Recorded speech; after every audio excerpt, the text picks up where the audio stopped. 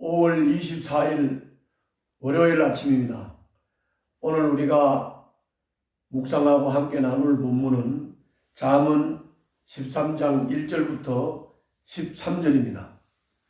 오늘은 묵상의 기본 원리에 대해서 조금 설명을 하겠습니다. 성경 묵상은 보조 교재가 필요합니다. 보조 교재는 우리가 선택을 잘해야 되는데 시중에 성경 묵상 보조 교재가 수없이 많습니다. 그런데 중요한 것은 본문을 한 절 이렇게 기록하고 그리고 사람의 설명을 많이 붙인 교재는 성경 묵상 교재로서 좋은 것이 아닙니다. 성경 묵상 교재를 선택할 때는 본문을 귀납법적으로 문맥을 따라 성경을 읽을 수 있도록 안내하고 가르치는 그런 교재를 선택해야 됩니다. 제가 선택하고 있는 성경 묵상 교재는 매일 성경입니다. 매일 성경 중에서 순이라고 하는 성서 유니온 선교회에서 발간하는 매일 성경 중에서 순이라고 하는 새번역 성경, 젊은이들을 위해서 편집하고 발간한 순이라고 하는 매일 성경입니다.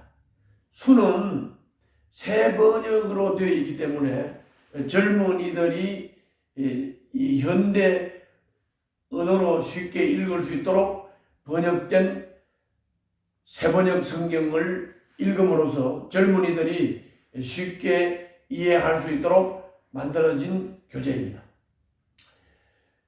이 교재는 2개월에 한 번씩 발간이 됩니다. 지금 제가 방송하고 있는 5월, 6월호는 바로 이렇게 생긴 교재입니다. 이렇게 생긴 교재입니다. 그리고 여기에 순 매일 성경 5월, 6월호 14쪽, 15쪽에 큐티하는 절차와 방법을 자세하게 설명하고 있습니다. 2달에 한 번씩 발간이 되는데 매번 발간할 때마다 요 앞쪽에 큐티하는 절차와 방법을 자세하게 설명을 해놨습니다. 그대로 하시면 됩니다.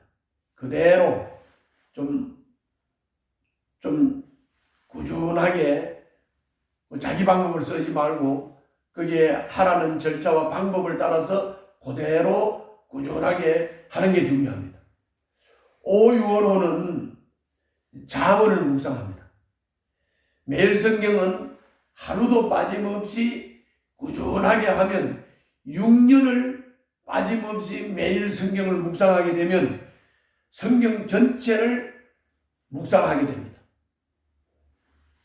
특히 6년 동안 하기 때문에 성경 전체를 어떻게 묵상을 하느냐, 구약은 한 번 하게 되고 신약은 반복해서 한 5번 정도를 하게 됩니다. 그래서 한 6년 정도 이 매일 성경 또는 매일 성경 순이라고 하는 이 보조 교재를 따라서 우리가 성경 묵상을 하게 되면 매일매일 성경 묵상을 통해서 성경 전체를 우리가 묵상하게 되기 때문에 아주 포괄적이면서도 전체적이면서도 그러면서도 부분적으로 성경 묵상을 하고 있습니다. 그러므로 매우 아주 추천할 만한 그런 교재입니다. 그래서 아직도 이 성경 묵상 교재를 구입하지 않으신 분들은 꼭 매일 성경 순을 구입하시고 제 방송을 들을 때는 오늘 말씀을 펴놓고 이렇게 성경과 함께 보조교재인 매일 성경 순을 펴놓고 묵상을 하시고 제 방송을 들으시면 되겠습니다. 그리고 이 매일 성경 왼쪽 제일 하단에는 1년 1독 읽기표도 있습니다. 그래서 다독을 할 때는 1년 1독 읽기표를 따라서 매일 정해진 성경을 읽으면 1년 1독을 하게 됩니다. 큐티를 할 때는 앞에서 말씀드린 대로 요게 매일매일 정해진 성경 말씀을 묵상을 하게 되면 6년을 하면 성경 전체를 하게 되고 구약 1번, 신약 5번을 하게 되는 것입니다.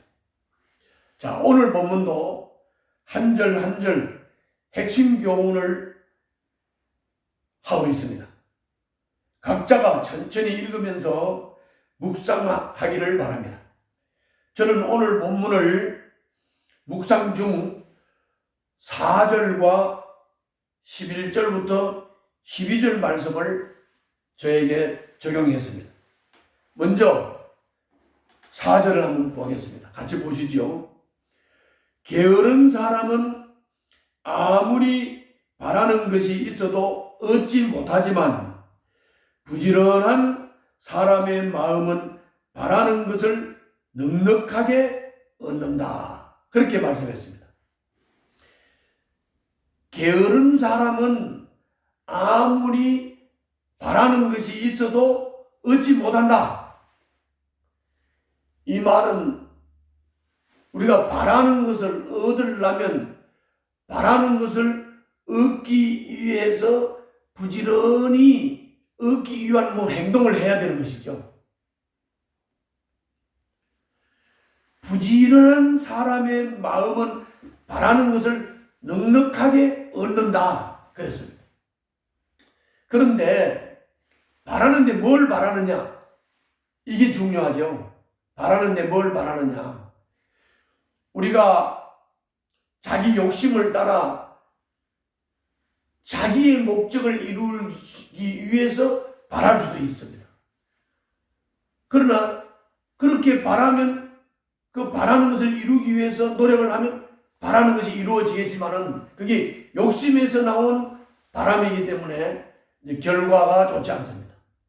그러므로 여기서 바란다라고 하는 중요한 핵심은 뭐냐? 하나님을 경외하는 사람이 하나님 뜻을 따라 하나님이 바라는 것을 내가 바라고 하나님의 뜻을 내가 바라고 하나님이 소원하는 것을 내가 소원하는 그런 바람이 될 때, 그리고 그런 바람을 그런 소원을 위해서 내가 부지런히 열심히 할 때 바로 하나님의 선한 뜻을 이루는 정말 아름다운 풍성한 인생의 열매를 맺게 된다는 것입니다. 11절 12절을 보겠습니다. 11절입니다.